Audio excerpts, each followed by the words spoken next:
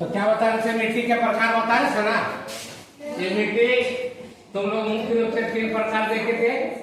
मिट्टी का 3 प्रकार देखा था तुम लोग। ये 3 प्रकार को 3 गिलास में ले लिए, तीनों मिट्टी को अलग अलग गिलास में लिए और ये नामकरण कर दिए। नामकरण मतलब इस गिलास का नाम ए है, इसका बी, इसका सी। अब तीनों गिलास में हम नाप करके क्या डाले, पानी डाले। तो तुम देखो कि किसी मिट्टी में एक ढक्कन में ही पूरा हो गया गीला टाइप का, दूसरा में 2 ढक्कन पानी ले लिया, दिख भी नहीं रहा है, ठीक है। मतलब इसमें अधिक लिया था तो इसमें 2 ढक्कन लिए, इसमें एक ही ढक्कन में हो गया और इसमें और कम पानी लिया। समझ में आया।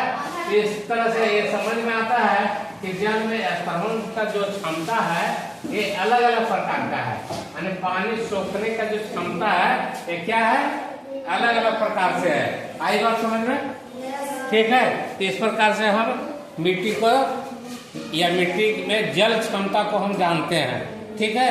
इसे क्या देखते हैं कि मिट्टी के जल क्षमता, क्योंकि ये जो मिट्टी है ना, जल की क्षमता के आधार पर ही कुम्हार लोग क्या करता है, कुम्हार लोग इसी 3 मिट्टी में से कोई एक मिट्टी का चयन करता है बर्तन बनाने के लिए। क्या करता है, चयन करता है, मतलब कि चुनता है। तो कौन मिट्टी को चुनेगा, जिसमें पानी का ठहराव अधिक हो। तो कौन मिट्टी होता है, वो चिकनी मिट्टी होता है। कौन मिट्टी होता है, चिकनी मिट्टी में जब बर्तन बनता है, कि घड़ा बनता है, तो क्या होता है, उससे पानी लीकेज नहीं होता है ना। क्या होता है, पानी का लीकेज नहीं होता है। इस प्रकार से हम देखते हैं कि जल जमाव इसमें अधिक होता है। ये मिट्टी जहाँ भी रहेगा, बाहर में भी, ये तो बर्तन बनाने की बात बोल दिए, जहाँ कहीं भी जल जमाव होगा तो यहाँ पर ज्यादा देर तक पानी रह जाता है, ठहरा हुआ। आई बात समझ में। ये हुआ इसकी प्रकृति, इसकी गुण, मिट्टी का गुण इसको कहते हैं, है ना, समझ में आया ना। अब ये फसल के उत्पादन में भी इसका अहम रोल है। फसल के उत्पादन में क्या है, अहम भूमिका है इसका, क्योंकि सब मिट्टी में खेती नहीं होता है एक समान। सब मिट्टी में खेती एक समान रूप से होगा नहीं होता है, ठीक है। किसी में पैदा अधिक होता है, किसी मिट्टी में कम होता है, किसी में और कम होता है, किसी में बिल्कुल नहीं होता है। जैसे नहीं होता है, बंजर जमीन में कुछ भी लगा के देख लो, बंजर जमीन, इसमें बंजर वाला जमीन में लगा के देख लो तो इसमें पैदा तो बिल्कुल नहीं होगा। आई बात समझ में। तो इस प्रकार से ये हमारा उपज के लिए नहीं है। हमारा कृषि जो भूमि है वो खास करके दोमट मिट्टी, काली मिट्टी, ये सब मिट्टी में क्या होता है, ये सब मिट्टी में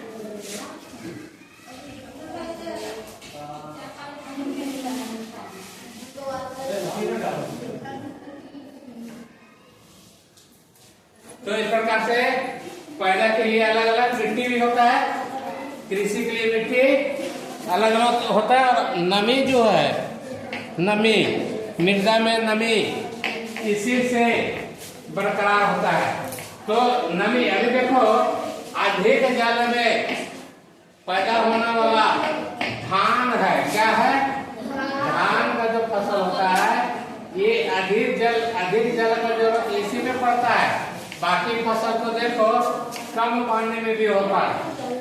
अभी देखो सभी किसान तो देखो अभी बारिश का सीजन है ना, और खेती करने का भी सीजन है। खेती में खास करके अभी मकई लगा रहा है लोग, या फिर धान लगा रहा है, ठीक है। खरीफ फसल अभी लग रहा है। कौन सा फसल लग रहा है, अभी जो लगने वाला फसल है उसको क्या कहते हैं, खरीफ फसल। अभी जो लग रहा है कौन सा फसल है, खरीफ फसल। तो खरीफ फसल में खास करके जो धान है, ये धान ही अधिक जल खोजता है केवल। इसका फसल अगर पानी में डूबा हुआ भी रहेगा तो भी पैदा हो जाएगा। बाकी दूसरा फसल जो है, दूसरा फसल ऐसा इतना पानी नहीं मांगता है। दूसरा फसल क्या चाहिए, कम पानी खोजता है, ज्यादा में उसका बीज सड़ जाए, ज्यादा में क्या होगा, बीज सड़ जाएगा। तो इस प्रकार से मिट्टी का प्रकृति है वो समझ में आया ना, समझ में आया, ठीक है। तो इस प्रकार से हम लोग मिट्टी के और भी काम है, ठीक है, तो इसको हम लोग आगे देख लेते हैं।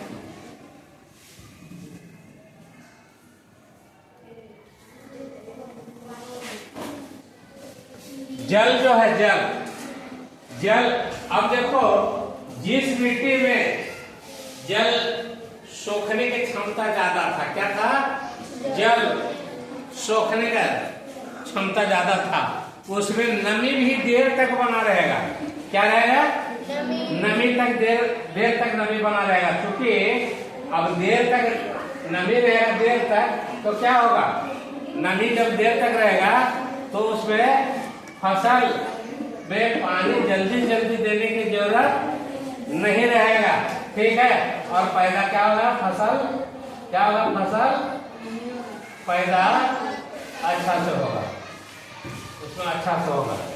और दूसरे भूमि जिसमें अगर फसल लगा दिया, मान लो कि बहुत सा किसान जिसके पास इस तरह का मिट्टी नहीं है जहाँ नमी बना कर रखता है, तो वैसे स्थिति में क्या होगा कि बार बार पानी देने की जरूरत पड़ता है, तो किसान को मेहनत क्या होता है, ज्यादा करना पड़ता है। समझ में आया, मेहनत ज्यादा करता है, फसल कम पैदा होता है। मेहनत क्या करेगा, ज्यादा करेगा, मेहनत ज्यादा करेगा और फसल कम पैदा होगा, ठीक है। तो मिट्टी का या मृदा का ये गुण पर निर्भर करता है कि किस प्रकार की मिट्टी में किस प्रकार का फसल लगाया जाता है। क्योंकि सब मिट्टी में सब तरह का फसल नहीं लगाया जाता है। जैसे कपास का खेती करना है तो वहाँ काली मिट्टी की जरूरत पड़ता है। अब किसी के पास लाल मिट्टी है तो पैदा तो करेगा, लेकिन जितना काली मिट्टी में पैदा होगा उतना नहीं होगा। हम लोग जो आलू लगाते हैं, हम लोग आलू लगाते हैं तो जनरली काली मिट्टी पर लगाते हैं। काली नहीं भी रहता तो काली कर देते हैं। कैसे करते हैं, गोबर डालते हैं, खरपतवार जाल सड़ा करके डालते हैं, ठीक है। कुछ कचरा रहता है, उस कचरा को जला करके जलाया हुआ चीज को हम लोग खेतों में मिला देते हैं मिट्टी के साथ, तो उसकी उर्वरक क्या होता है, उर्वरक क्षमता बढ़ जाता है।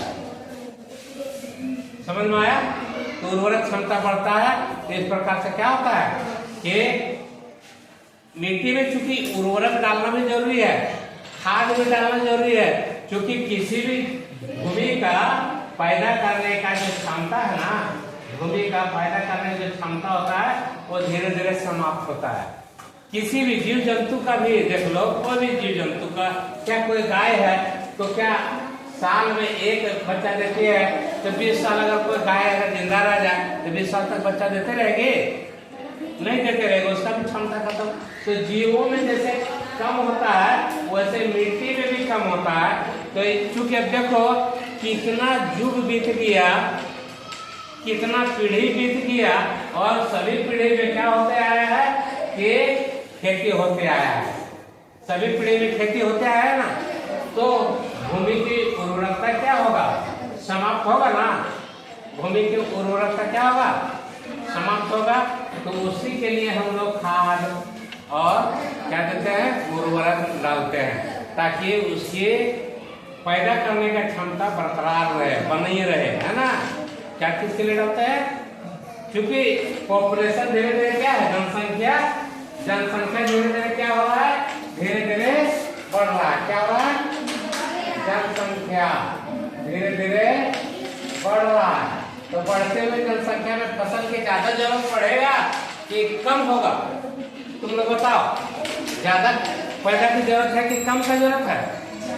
जब जैसे जनसंख्या बढ़ रहा है जैसे जैसे, तो कृषि का ज्यादा जरूरत है, फसल का, अनाज का ज्यादा जरूरत है। तो हमको पैदावार बढ़ाने के लिए एक से एक अभी टेक्नोलॉजी आ रहा है। माने टेक्नोलॉजी यहाँ बीजों में भी आ गया है।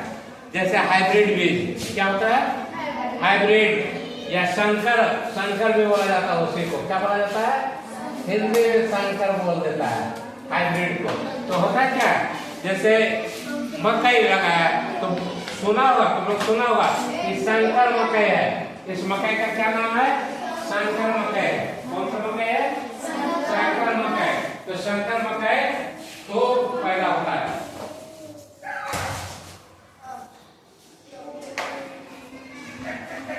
संकर मकई क्या होता है? बहुत पैदा होता है। समझ में आ रहा है? उसका दाना बड़ा बड़ा होता है, बाल भी बड़ा बड़ा होता है। तो संकर मतलब कि हाइब्रिड। संकर मतलब हाइब्रिड। तो ये सभी तरह के बीजों में कर दिया गया। अभी देखो करेली पहले फलता था तो छोटा छोटा, अभी करेली फल रहा बड़ा बड़ा, और ज्यादा भी फलता है। ना केवल बड़ा बल्कि ज्यादा भी फलता है, फल उसमें ज्यादा लगता है। सब में देखो, अभी मेरे घर में बोधी लगा है, बोधी बहुत ज्यादा फला है। हम लोग को बोधी खरीद कर नहीं खाना पड़ा। समझ लो, एक बीज डाले थे मिट्टी में, एक बीज का दफन किए थे, उसमें बहुत ज्यादा बोधी हुआ। कभी जरूरत नहीं पड़ा हमको खरीदने के लिए। समझ में आया? तो इसी तरह से अभी हर तरह के सब्जी में संकर आ गया है, मतलब हाइब्रिड आ गया है। आई बात समझ में? चलो ठीक, इसी के साथ क्लास को समाप्त किया जाता है।